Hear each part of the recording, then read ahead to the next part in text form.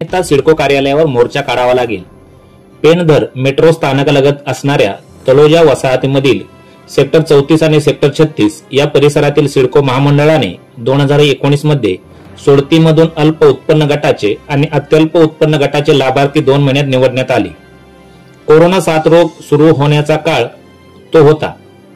टाळेबंदी मार्च 2020 मध्ये लागू झाली। सिडको महामंडळाने 2020 मध्ये कर्जाची प्रक्रिया पूर्ण करण्याचे सुचवल्यानंतर मार्च 2023 मध्ये सदनिकांचा ताबा देऊ असे आश्वासन दिले।